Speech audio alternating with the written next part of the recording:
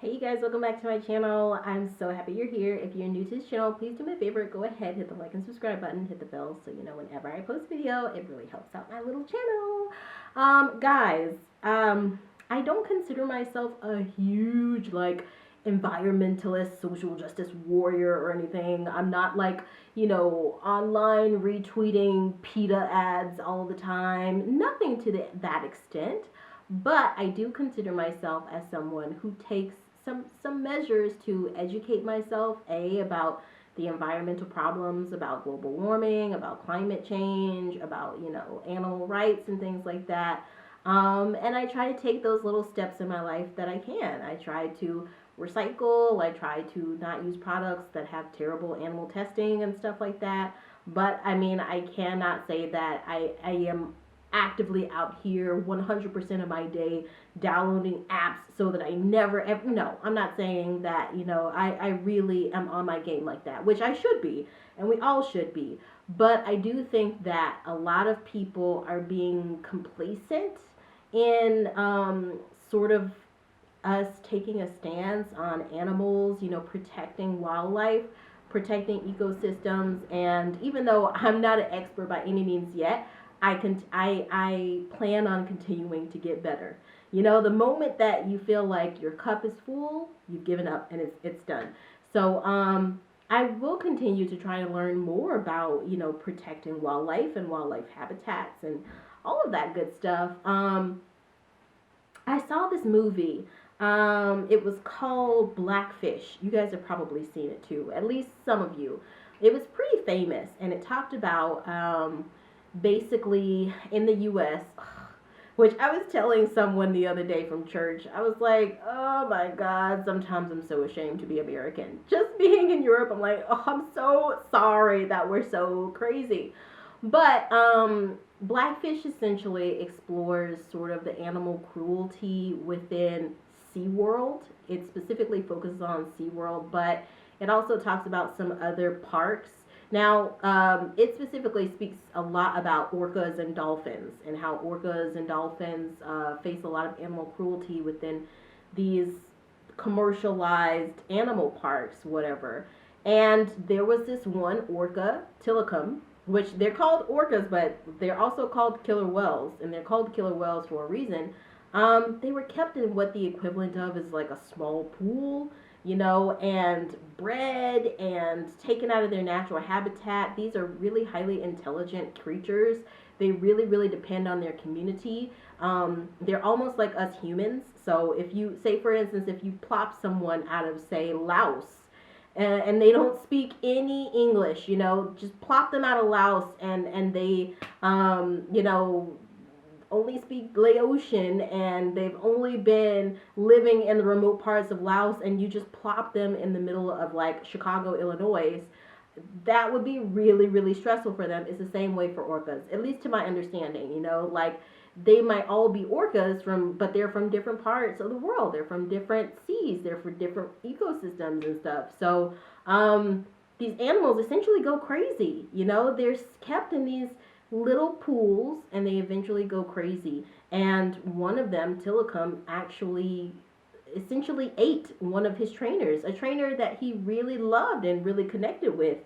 He unalived her, and so that kind of got me interested in it. And that was a while back. I watched that probably 3 years ago, probably back in 2020.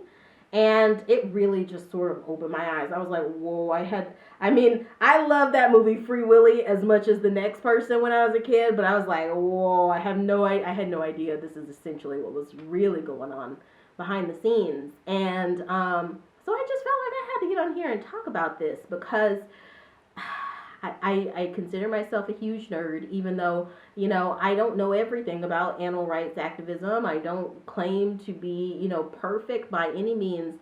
I will continue to learn as life goes on and make those adjustments the way that I can in my life. And woo, it's bad, guys. It's bad. They're really, really smart. They have their own language. They're just like us. They're just like us. They have their own language, their own mannerisms. They hunt together with their families. They form these communities. I think, as I've been learning more and more about Neanderthals and Homo sapiens, it's like my new obsession. I was telling my husband, I'm like obsessed. But I just have been reading up on it and watching a bunch of documentaries, and I'm gonna do another video about that. But um, if you look at it, if you consider the out of Africa theory, we as humans started, out of Africa, and we basically started as the hominids, the predecessors, these ancestors to us, who were, not completely upright, the caveman type stereotype, and eventually those not hominids traveled across the world and became the races that we know today. And the Neanderthals pretty much settled in Eurasia, and the modern humans started to sort of interbreed with the Neanderthals. And if you look right now, the human races that have the most Neanderthal DNA, which I'm going to talk more in depth about this in another video because it really needs to be explored. It's just too interesting to not. But the humans that have the most Neanderthal DNA are Eurasians. It's people from Europe and people from Asia. And they have the most hunter-gatherer genes. I mean, this stuff is crazy. It's like looking back at our anthology as humans. And there's a theory that there was a huge volcano, like a cataclysmic natural event that essentially wiped all the Neanderthals out. And there's still some Neanderthal DNA in a lot of the European and Asian people, whereas the Homo sapien DNA is mostly in, North America and South America and the Middle East and Africa. And so, to think that dinosaurs, for example, died out because of natural events, that Neanderthals died out because of natural events, and then to think about whales could die out because of us, because of our dumb asses. Like, holy crap. If that's not motivation for us to start paying attention to what's going on with climate change in the world, and mass, a lot of this has to do with mass production and mass consumption. Dude, if there's no more orcas because we needed our friggin' Amazon Prime or whatever it is, that is like the saddest thing to humanity. But anyway, so this is an article from NPR, and it's entitled Revenge of the Killer Whales. Recent boat attacks might be driven by trauma. Okay. So this is written by Scott Newman, and it's from June 13th, 2023. And it says, if you guys are new here, I'm going to stop a lot while I read, just because I have to. Like, we got to talk about this. But, okay, just want to caveat. Scientists and sailors say orcas, also known as killer whales, are stepping up attacks on yachts along Europe's Iberian coast, with one skipper who's been pursued by the marine mammals on 2 separate occasions, suggesting that their tactics are becoming more stealthy. It goes on to say delivery skipper Dan Chris, who had to be towed into port after orcas destroyed the rudder on a boat he was on in 2020, had an almost identical experience in April. Now, something that you have to know about human nature. I mean, I don't know if you guys, wherever you are, whoever you are, whatever your background is, I am a person of faith and I believe in God. This is such a beautiful, mysterious planet that we live on. We are such beautiful, mysterious creatures, and whether you believe in God or not, you have to believe in some sort of continuum of human nature and animal nature. You have to. I mean, we're all animals, but in nature, you have to believe in some sort of continuum in nature, because without marine life, I mean, we would be totally screwed. We would be totally screwed. And if you think back on Neanderthals and the Homo sapiens, there is this, how do I want to say, there is this theory that the modern humans, the Homo sapiens, adapted. Like, they just adapted, and so they were able to live while the Neanderthals died out. Even though the modern human was partly Neanderthal themselves, as seen because a lot of us have Neanderthal DNA today. But adaptation is something that happens over millennia, and it happens naturally within this universe. It's just the way that we work, right? And so if you look at the dinosaurs, elephants are a distant ancestor of the mammoth. Tigers are a distant ancestor of the saber-toothed tiger, so it's not just us who adapt. It's not just us who adapted from Neanderthals and hominids and early Homo sapiens. It's also the animal kingdom. And these orcas see more and more and more and more and more boats coming into their natural habitats, killing some of them, interrupting their way of life, and sometimes hunting them, because those places like SeaWorld still do exist. And although they say that they only display orcas who have been rehabilitated or whatever it might mean, you're still yanking someone out of their natural habitat and never ever bringing them back. And like I said, these are highly emotional, intelligent creatures. So it's just like if your sister or brother was yoinked up out of your house, to never ever be seen again. It would be extremely traumatizing. Okay, let's keep going. So it says, my first reaction was, please, not again, Chris told Newsweek. Unlike the last time, the orcas made a stealthier approach without the characteristic squeaks they normally use to communicate, he says. They made quick work of the two rudders on the catamaran Chris was delivering. Looks like they knew exactly what they were doing. They didn't touch anything else. They're so smart. It goes on to say most marine scientists have characterized hundreds of encounters between boats and orcas that have sunk at least 3 vessels and damaged dozens of others over the years as a fad, implying that the animals will eventually lose interest and resort to more typical behavior. This comes back to our human nature to just assume that we are the sexiest, most friggin' smart, intelligent, innovative, badass things and sliced bread. But these orcas are like, no, we smart too. So it goes on to say, but if that's the case, there are few signs this behavior is going out of style anytime soon.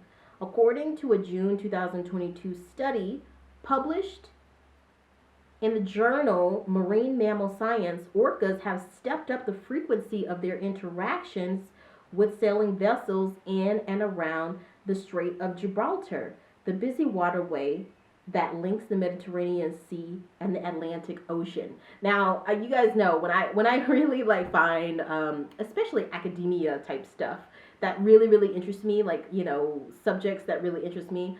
I also want to know what other people think. So I go on forums. I go on Reddit, Quora, YouTube, Instagram, Twitter, whatever it is. And a lot of people online were saying, yo, orcas are like, get up out of my house. But it's true. I mean, with their behavior, this is exactly what they're saying. Get up out of my house. So it says some researchers think it's merely playful behavior. And as NPR first reported last August, many scientists who study orca behavior believe these incidents, in which often one or more of the marine mammals knock off large chunks of a sailboat's rudder, are not meant as attacks, but merely represent playful behavior. Now, Tilikum, the orca who killed, her name was Dawn Brancho. And she was a really devoted orca trainer. And he really loved her. It was it seemed really playful from the beginning, the incident. He was pulling on her hair, and the last image of her before she gets pulled down into the water, these waters of the SeaWorld pool where this huge orca has been traumatized, pulled away from his family, and just has had a life of being passed down from one amusement park to another and made to perform like a monkey. The last image of her, she's smiling. She really thinks that he's playing. Yes, orcas can be some of the most gentle and entertaining creatures, but don't forget that they are called killer whales for a reason. So one says, it goes on to say, one hypothesis put forward by Renaud de Stephanie, president and coordinator of CIRCE Conservation Information and Research, a research group based in Spain, is that orcas like the feel of a boat's rudder. Please. So I'm going to skip down. So it says the encounters could be a response to past trauma. Since 2020, there have been more than 500 encounters between yachts and orcas in the area. Get out of my house. That's a lot of encounters. According to one of the study's co authors, Alfreda Lopez Fernandez, a biologist at the University of Aveiro in Portugal, and a representative of the Grupo de Trabajo Orca Atlantica, or Atlantic Orca Working Group, Lopez Fernandez believes that a female known as White Gladys, who leads the group of around 40 animals, may have had a traumatizing encounter with a boat or fishing net. So this is like human emotions.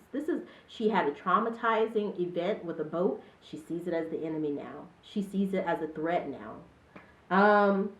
And they don't just see things as a threat individually. They live together in pods. Their whole life are one another. So of course she went to her friends and was like, "Hey y'all, like Cherie Whitfield from Real Housewives of Atlanta, you gonna make me call up Pookie and them to come down there and whoop your ass." That's what this Gladys said to her orca friends. Let's go on and grab Pookie and them. In an act of revenge, she is teaching her podmates how to carry out revenge attacks with her encouragement, researchers believe. I don't need to go much further. The one thing with this article, and there was a special on MSNBC talking about this not very recently. I recommend you go and watch it. They kind of put the pieces together a little bit more. A lot of times you'll see these pieces, but they don't put one and one for you together. They don't tell you what the next step is. And I think we really have to truly consider, what is the next step? What can we do to make sure that we're not endangering our ecosystem, that we're not endangering marine life and even wildlife, all wildlife's natural habitats. I think consumerism has exploded. And I speak as someone who works in advertising myself. Like, I get it. We all consume, but I think that we have to take steps to live a little bit more moderately. And I think that the natural universe is telling us that too. But guys, I want to know what you think. Put it in the comments. Let me know what you think. And I'll see you guys in the next video. If you're new here, like and subscribe.